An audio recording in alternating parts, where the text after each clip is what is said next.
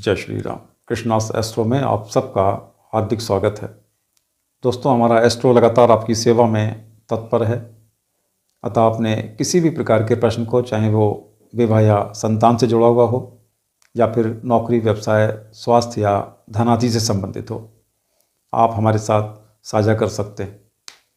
इसके लिए दोस्तों आपको अपना पूरा नाम, अपनी जन्म कुंडली या बर्थ डिटेल हमें भेजनी होगी। यदि आपकी जन्म तिथि उपलब्ध नहीं है तो आप दोनों हाथों के स्पष्ट फोटोग्राफ हमें भेज सकते हैं। हम अपनी त्वरित एवं विश्वसनीय सेवाओं का आपको आश्वासन देते हैं। संपर्क हेतु आप हमारे फ़ोन नंबर्स व ईमेल आईडी को यहाँ स्क्रीन पर से नोट कर लें। नमस्कार दोस्तों, आज के वीडियो में हम जन्म कुंडली में भाग्यकर्ता ग्रह पर एक महत्वपूर्ण चर्चा करने वाले हैं। जैसा कि हम सभी जानते हैं दोस्तों कि इस जगत में किसी भी लक्ष्य की प्राप्ति हेतु हमारे भाग्य का अनुकूल होना बहुत ज़रूरी होता है। हम देवी कृपा के अभाव में कितना भी परिश्रम व प्रयास कर लें, हमें अपेक्षित सफलता प्राप्त नहीं हो पाती। कदाचित इसीलिए हर व्यक्ति के मन में ये जानने की इच्छा रहती है कि उसके भाग्य में उन्नति कब होगी, कब समय उसका साथ देना शुरू करेगा। इस संबंध में दोस्तों वैदिक ज्योतिष में एक सामान्य नियम है कि जब जन्म कुंडली का भाग्येश यानी नवम भाव का स्वामी जिस किसी भी भाव में स्थित होगा तो उस भाव का स्वामी ही हमारी भाग्य उन्नति के समय को निश्चित करने वाला होता है। हमारी उन्नति कब और कैसी होगी, इस भाव व भाव स्थित राशि स्वामी से काफ़ी हद तक समझा जा सकता है। इसीलिए ज्योतिष में इसको भाग्यकर्ता ग्रह की संज्ञा भी दी गई है। तो आइए जानते हैं कि कोई भी ग्रह भाग्यकर्ता होने पर मानव जीवन की भाग्योन्नति को किस प्रकार निर्धारित करता है। इसके लिए दोस्तों हम एक मीन लग्न की कुंडली को यहाँ ले रहे हैं, जिसके द्वारा विषय को आसानी से समझा जा सकता है। इस कुंडली के नवम भाव में वृश्चिक राशि स्थित है, जिसके स्वामी मंगल को हमें देखना होगा कि ये कुंडली के किस भाव में गया है और वहाँ कौन सी राशि पड़ती है। यहाँ आप देख पा रहे होंगे कि ये सिंह राशि में स्थित है, अतः इसका स्वामी सूर्य ही इस कुंडली का भाग्यकर्ता होगा, जो कि भाग्योन्नति को 22 साल के बाद होना बताता है। अब यदि भाग्येश मंगल सिंह राशि में ना होकर के कर्क राशि में चला जाए तो इसका स्वामी चंद्रमा भाग्यकर्ता होने से उन्नति 24 वर्ष के उपरांत सुनिश्चित होगी। इसी प्रकार जब ये मेष या वृश्चिक राशि में स्थित होगा तो इसका भाग्यकर्ता मंगल होने के कारण भाग्य में उन्नति का दौर 28 वर्ष के बाद संभव होगा। दोस्तों, भाग्येश भिन्न भिन्न कुंडलियों में राहु केतु को छोड़कर कोई भी ग्रह हो सकता है और किसी भी भाव में जा सकता है। हमें केवल भाग्येश स्थित भाव स्वामी को ही देखना होगा कि वो कौन सा ग्रह है।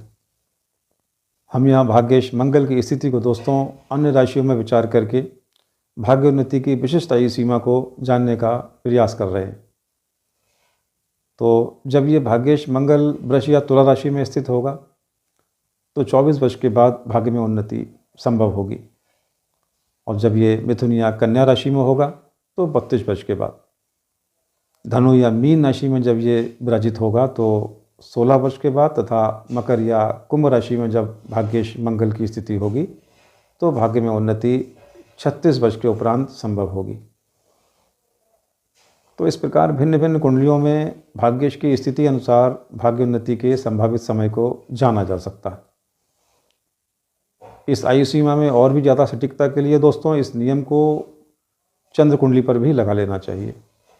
यदि लग्न व चंद्रमा से प्राप्त भाग्यकर्ता अलग अलग हो तो दोनों के द्वारा निर्दिष्ट आयु को जोड़कर आधा कर लेना चाहिए, अर्थात 2 से भाग कर लें, और जो आयु भागफल के रूप में प्राप्त हो बस उसी आयु के बाद भाग्य में उन्नति संभव समझना चाहिए। यदि आप इसी कुंडली में विचार करें तो देखेंगे कि चंद्र लग्न से भाग्येश बृहस्पति है, जो कि मेष राशि में स्थित है।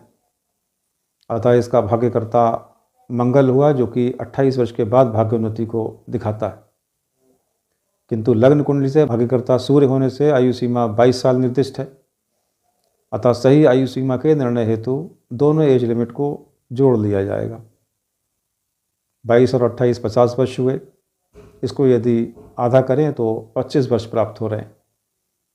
अतः इस कुंडली वाले व्यक्ति की भाग्योन्नति 25 से 28वें वर्ष के बीच संभव होगी। दोस्तों, अध्ययन से ये बात भी स्पष्ट हुई है कि इस निर्दिष्ट आयु सीमा के पहले यदि किसी ग्रह की शुभ महादशा भी चल रही हो, तब भी व्यक्ति को विशिष्ट सफलता इस बताई हुई एज लिमिट के पश्चात ही मिलती देखी जाती है। वास्तव में इस विशिष्ट आयु से ही व्यक्ति में अपने कैरियर व लक्ष्य के प्रति एक उत्साह, दृढ़ता एवं कार्यान्वयन क्षमता देखने को मिलती है। उसमें मानव मूल्यों की समझ का विकास होता है। इस संबंध में कुंडली का भाग्येश दोस्तों जिस भाव में स्थित होता है, वो भाव व उसका स्वामी जितना ज़्यादा मजबूत स्थिति में होगा, जैसे मान लीजिए संबंधित भाव व भाव स्वामी के दोनों ओर शुभ ग्रह चंद्र, बुध, शुक्र या गुरु स्थापित हो जाएं, या फिर इन पर इन शुभ ग्रहों की युति या दृष्टि प्रभाव हो, इस भाव का स्वामी अपनी उच्च स्व या मित्र राशि में चला गया हो, षोडश वर्ग आदि में भी इसकी स्थिति सबल हो रही हो, तो व्यक्ति की सफलता व कामयाबी उतनी ही बड़ी, सहज एवं स्थायी हो सकती। किंतु यदि भाग्येश स्थित भाव कुंडली का छठा, आठवां या 12वां भाव हो और इसका स्वामी ग्रह भी किन्हीं कारणों से कमज़ोर हो गया हो, जैसे ये नीच राशिगत हो, अस्त हो गया हो, या फिर किसी प्रकार का क्रूर व दुष्ट प्रभाव उस पर बन रहा हो, तो ऐसी स्थिति में जातक को जीवन के हर क्षेत्र में बहुत संघर्ष व परेशानी का सामना करना पड़ सकता है तथा संबंधित आयु सीमा बीत जाने पर भी कभी कभी जातक के भाग्य में कोई बड़ा पॉजिटिव बदलाव देखने को नहीं मिलता। इस संबंध में हम यहाँ एक प्रख्यात व्यक्ति की कुंडली को उदाहरणार्थ आपके सामने रख रहे हैं। जी हाँ दोस्तों, ये सुपरस्टार अमिताभ बच्चन जी की कुंडली स्क्रीन पर है। आप यहाँ इनकी कुंडली के 9वें भाव में तुला राशि देख पा रहे होंगे, जिसका स्वामी शुक्र कन्या राशि का होकर लग्न से अष्टम भाव में स्थित है। अतः इनका भाग्यकर्ता बुध बनता है। अब यदि आप चंद्र कुंडली से भी विचार करेंगे तो भी इनका भाग्यकर्ता बुध ही होगा, अर्थात लग्न एवं चंद्र लग्न दोनों से ही इनका भाग्यकर्ता बुध हो रहा है। और बुध भाग्यकर्ता होने से व्यक्ति के भाग्य में उन्नति 32वें वर्ष से होना निर्दिष्ट है। यदि आप इनकी बायोग्राफी पर विचार करेंगे तो इन्हें 1973 तक एक असफल अभिनेता के रूप में ही देखा गया था, जिसमें इनकी 12 फ्लॉप व 2 हिट फिल्मों की बात कही गई है। इन्होंने अपनी फिल्म जंजीर के साथ 1973 से ही प्रसिद्धि पाई और सर्वश्रेष्ठ अभिनेता के लिए प्रथम फिल्म फेयर नामांकन अर्जित किया था। दोस्तों, यदि आप इनके जन्म वर्ष 1942 से 1973 तक की आयु की गणना करेंगे तो आपको 32वां वर्ष प्राप्त होगा। इस फिल्म के बाद ही अमिताभ जी की एंग्री यंग मैन के रूप में एक नई छवि जनता की नज़रों में बनी थी, जिसके बाद वो बहुत लोकप्रिय हुए और शोहरत का ऐसा मुकाम हासिल किया जहां शायद ही कोई अभिनेता कभी पहुंच पाए। अब आप इस पत्रिका को देखिए। डेट ऑफ बर्थ है 14 अप्रैल 1999, समय 6:10 सुबह के, बरेली। ये पत्रिका मेष लग्न की है और लग्न से भाग्यस्थान में धनु राशि स्थित है। अतः भाग्येश गुरु हुआ, जो कि द्वादश भाव में मीन राशि में स्थित है।